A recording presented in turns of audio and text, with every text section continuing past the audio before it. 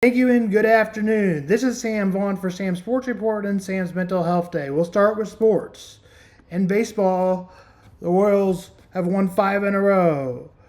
The Royals have playing good baseball, and last night the story was just the same. As Seth Lugo was good again and was the All-Star and the Cy Young Award winner for the first half, probably, but had lost it a little bit. But last night he was good again. And Salvador Perez got a big hit to spread the game further and further apart. The Royals had the best 2, 3, and 4 hitters in the game. The problem is the lineup drops from 5th to 9. The bullpen will need to continue to improve and have more options. But Lucas Ursay has been the best add since Wade Davis to the bullpen, maybe Calvin Herrera, but at least the best since then. And he can come in and shut the door whenever needed. He should be available back tonight since he was skipped yesterday and had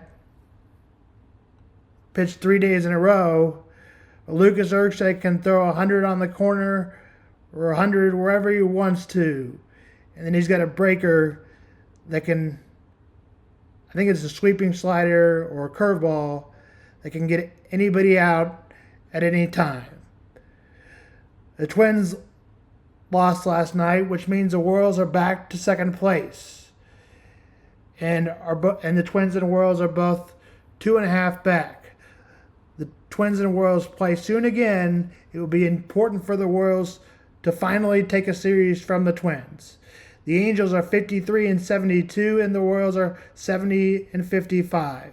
Tonight, Cole Regans will go for the Royals, and Tyler Anderson will go for the Angels. Both are having good seasons. Game time is 7:10. The Royals try to grab the first 2. Now, we'll go on to perception versus reality. But first, we'll listen to this video that was started yesterday. At the end, we'll attach the link to that podcast if you want to listen to yesterday's. Now, on to perception versus reality. Which then allowed you to create this perceived image of India. By the way, this is not a true representation of India because most of India does not look like this, but this is a city that I recently visited called Bombay or Mumbai. We can do a few more to see if we start to align our images, but I'll just have to make sure that they don't so I can prove a point, which is there's a simple explanation to this. It's our cognitive biases helping us solve the problem of what is unknown. Yes, we all have biases, and yes, we all think we don't. In my research, I discovered an article that completely changed my understanding of how I look at biases and possibly use them to my advantage in keeping my perception and reality in sync. Did you know that there are 175 biases that can exist in your brain? Making it as complicated to understand as it looks in this image.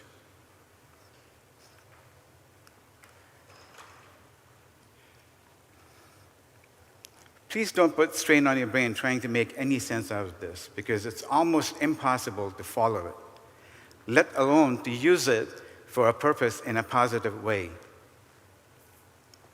Unless we look at them by the problem they're trying to solve. Then it makes it a lot easier to understand why they exist and how they are useful.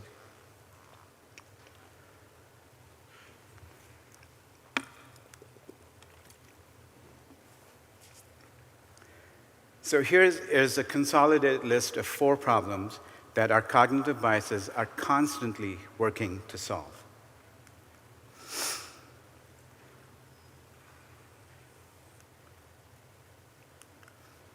Too much information.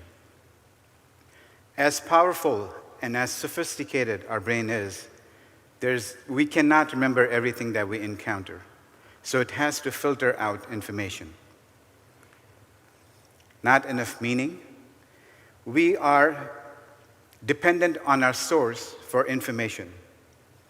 So whenever there is gaps, our brain tries to fill in with characteristics from stereotypes, generalization, your history, your experiences, and so on. Not enough time. Well, if we have 35,000 decisions to process in a day, we must act fast and as accurately as possible. So we rely on what we know and avoid changes, using only the information that aligns with our beliefs and values. Not enough memory. Both storage and working memory have their limitations. So we can only afford to keep information, bits of information that we think will be useful in future. These solutions to the problems come with a problem of their own. We don't see everything. Search for meaning can create illusions. Quick decisions can be seriously flawed, and memory can introduce errors.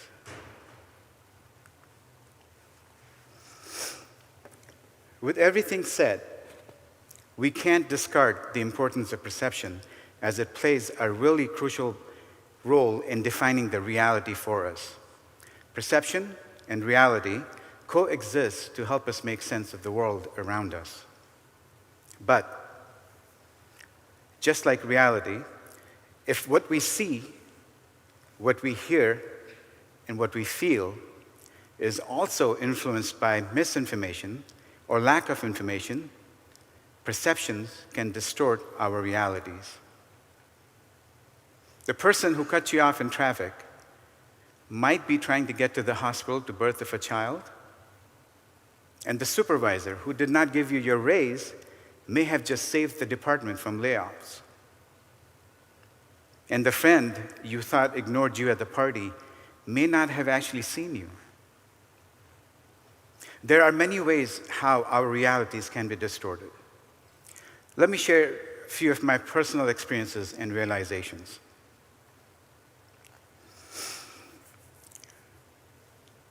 How you focus your attention can distort your reality.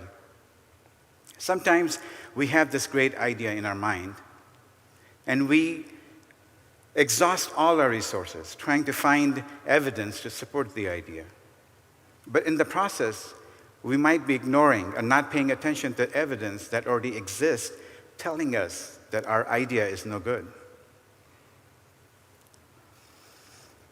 Second, our first perception can lead to later perceptions, distort our reality, and impact our decision making. Today we're going to talk about perception versus reality and how I met Nina, who was a camp Bow Wow, and she became one of my best friends ever as a dog. I met Nina at Camp Bow Wow, and she was a pit mix, which you may perceive as not a friendly dog as others. But she became my friend and gave me kisses, and no matter how I felt, good, bad, or whatever, Nina was always there. She gave me kisses, and that brought a spirit to my life that nobody else could provide. And I want everyone to know that I love her, and she was my best friend at Camp Bow Wow, and she was always there for me. And you may not perceive pit bulls as a very safe dog, but I do, and I believe they're so smart and just want to protect somebody that means the importance to them. That's Sam Vaughn Mental Health on perception versus reality.